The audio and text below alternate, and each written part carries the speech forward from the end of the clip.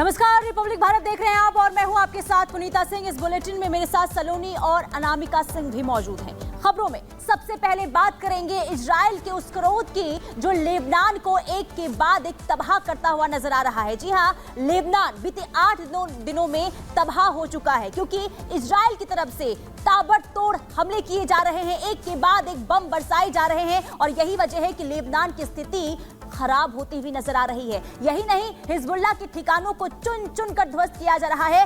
अब देखिए, पहले जिस तरीके से कम्युनिकेशन डिवाइस से अटैक किया गया और इसके बाद एयर स्ट्राइक और अब इजराइल की तरफ से जमीनी हमला करने की तैयारी हो रही है, यानी कि जमीन से अब हमला किया जाएगा इजराइल की तरफ से हिजबुल्लाह के ठिकानों पर। अब साफ तौर पर यह कह दिया गया इजराइल की तरफ से कि अब हिजबुल्लाह को छोड़ा नहीं जाएगा क्योंकि गलती की थी हिजबुल्लाह ने हमास का साथ देने की और उसी का नतीजा अब हिजबुल्लाह को भुगतना पड़ रहा है। ये तस्वीर हम आपको लगातार दिखा रहे हैं, किस तरीके से तस्वीर कल की तस्वीर है, यानी कि कल एक बार फिर से लेबनान पर हमला हुआ है। इजराइल ने बम की बौछार कर दी है और कई ठिकाने हिजबुल्लाह के जो तबाह हो चुके हैं, 2000 से ज्यादा ठिकानों को ध्वस्त इजराइल ने हिजबुल्लाह के ठिकानों को कर दिया है। तो बेंजामिन का क्रोध है और लेबनान में तबाही दिखाई दे रही है, जिसकी वजह से लेबनान में अब तक 2000 से ज्यादा अटैक हो चुके हैं। दरअसल ये जो अटैक है वो स्ट्राइक के जरिए भी किए गए और पेजर अटैक भी किए गए। तो 2000 से ज्यादा अब तक अटैक हो चुके हैं लेबनान में।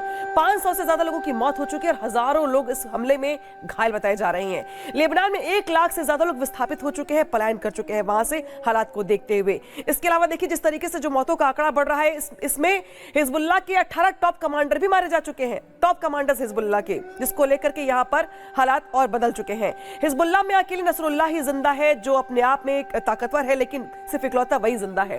हिजबुल्लाह के सभी खुफिया नेटवर्क तबाह कर दिए गए हैं। शायद यही वजह की जो कमर उनकी वो तोड़ दी गई है। इजराइल ने 60 खुफिया सेंटर्स पे अटैक किया है। जो एयर स्ट्राइक की गई है उसमें टारगेट किया गया है 60 खुफिया सेंटर्स को, जहां से हिजबुल्लाह अपने आप को ऑपरेट कर रहा था और यही वजह है कि अब यहां पे जो हिजबुल्लाह है उसकी कमर तोड़ दी गई है। तो लेबनान पर इजराइल का हवाई हमला लगातार जारी है और आपको यह भी बता दें कि अब इजराइल की तरफ से लेबनान में घुसने की तैयारी हो रही है और साथ ही साथ साफ तौर पर देखिए, इजराइल की तरफ से यह कह दिया गया है कि अब हिजबुल्लाह को छोड़ा नहीं जाएगा, यानी कि अब इजराइल की तरफ से हिजबुल्लाह के चीफ का अंत करने की तैयारी हो रही है और इसी की टेंशन जो है मिडिल ईस्ट देशों में देखने को मिल रही है। मिडिल ईस्ट में भारी तबाही की आशंका जो इस वजह से जताई जा रही है, रिपोर्ट के जरिए आपको दिखाते हैं कि इजराइल की अब अगली रणनीति क्या है।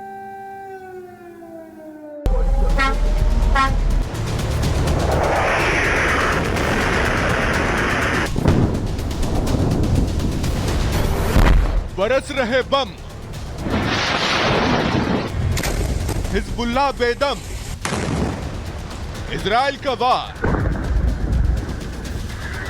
हिजबुल्लाह का शिकार, हिजबुल्लाह की टूटी कमर,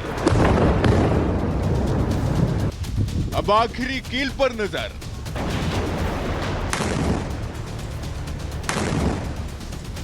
इजरायली पीएम नेतन्याहू ने हिजबुल्लाह के खात्मे की कसम खाई है और उसे वो पूरा करने में जुटे हुए हैं। पहले बेरूत में धमाके और फिर दक्षिणी लेबनान में बमों की बारिश। पेजर धमाके के बाद इजराइल ने बेरूत में धुआं कर दिया।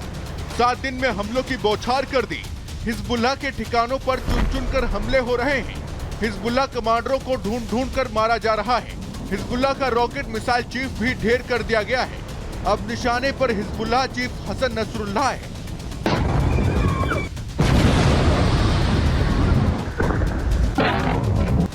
इजराइल ने लेबनान में सिर्फ बम ही नहीं गिराए, बल्कि हिजबुल्लाह के एक ठिकाने को मिट्टी में मिला दिया। जानकारी के मुताबिक आईडीएफ के हमले में हिजबुल्लाह के कमांड पोस्ट, उसके ठिकाने, missile launcher site, rocket launch site, हथियार गोदाम और रॉकेट फैक्ट्री तबाह हो गई। मीडिया रिपोर्ट्स की माने तो इजरायली हवाई हमले में अब तक हिजबुल्लाह के लगभग सारे टॉप कमांडर ढेर हो चुके हैं। जो भी बचे हैं वो गंभीर रूप से घायल हैं और अब सिर्फ नसरुल्लाह ही बचा है जो अपनी आखिरी लड़ाई लड़ रहा है। वहीं इजरायली सेना अब लेबनान में घुसने की तैयारी में है। इजरायली सेना के प्रमुख ने बुधवार को कहा कि लेबनान में उसके हवाई हमलों का लक्ष्य हिजबुल्लाह के बुनियादी ढांचों को नष्ट करना और इजरायली सेना के लिए रास्ता साफ करना है। लेबनान में सेना के जाने का लक्ष्य उत्तरी सीमा पर तनाव के कारण अपने घरों को छोड़ने को मजबूर हजारों लोगों को वापस लाना है। इस लक्ष्य को हासिल करने के लिए हम एक नई चाल चलेंगे। इजरायली सेना के बयान से साफ है कि सैनिक लेबनान में घुसेंगे, जिसके बाद हिजबुल्लाह का सफाया तय माना जा रहा है। इजरायल ने अपने रिजर्व सैनिकों को भी एक्टिव कर दिया है। वहीं एक्सपर्ट्स का दावा है कि इसके बाद मिडिल ईस्ट में भीषण युद्ध छिड़ सकता है। हालांकि अमेरिका और फ्रांस इजरायल और लेबनान के जारी युद्ध को रोकने की योजना पर काम कर रहे हैं, लेकिन इजरायल और हिजबुल्लाह के बीच जारी तनाव को देखते हुए ये आसान नहीं होने वाला। इजरायल अब आर पार के मूड में है और उसका एक ही प्रण है, हिजबुल्लाह और उसके चीफ नसरुल्लाह का खात्मा। Bureau report, Republic Bharat. तो ऐसा लग रहा है कि लेबनान भी अब गाजा बन जाएगा, क्योंकि एक एक कमांडर को ढेर कर रहा है इजराइल। सबसे पहले आपके सामने जानकारी रख दे, देखिए इब्राहिम अकील जो ऑपरेशनल कमांडर था वो मारा गया है। फाउद शुक्र मिलिट्री कमांडर था, मिलिट्री विंग संभाल रहा था, उसे ढेर किया गया है। अली खराकी साउथ फ्रंट का कमांडर था, उसे भी ढेर कर दिया गया। इसके अलावा विस्म अली तावील कमांडर था रेडवान फोर्स का, इसे ढेर किया गया। इसके अलावा किसे ढेर किया गया? अबू हसन समीर जो कमांडर था रेडवान फोर्स का, उसे भी ढेर किया गया है। मोहम्मद नसीर अजीज यूनिट का कमांडर था, उसे ढेर किया गया। और इसके अलावा तालेब समी अब्दुल्ला नसीर यूनिट का ही कमांडर था, यह भी मारा गया है। अबू अली रिडा कमांडर था बदेर यूनिट का, यह भी मारा गया। वहीं सहन सैयद जो हेड इंजीनियर यूनिट ऑपरेशन था वो मारा गया। अब्बास समी मुसलमानी गोलन हाइट से वहां से जो बॉम्बिंग्स होती थी उसको देखता था, यह मारा गया है।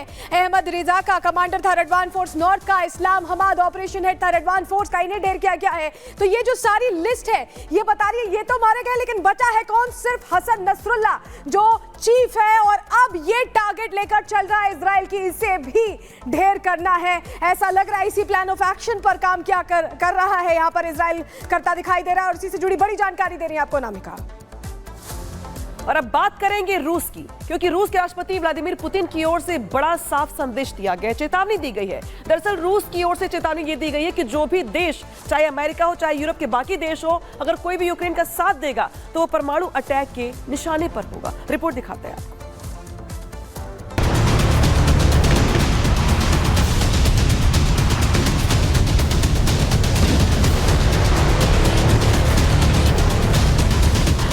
मिडिल ईस्ट में जंगी धमाके, यूक्रेन रूस में भी आर पार की जंग। क्या बज गया विश्व युद्ध का अलार्म? 2 साल से भी ज्यादा का समय बीत चुका है, लेकिन रूस यूक्रेन युद्ध में अब तक कोई नतीजा सामने नहीं आया। रूस के सामने बौना सा दिखने वाला यूक्रेन 2 साल से खुद को बचाने की जद्दोजहद में जुटा है और काफी हद तक कामयाब भी हुआ। हैरान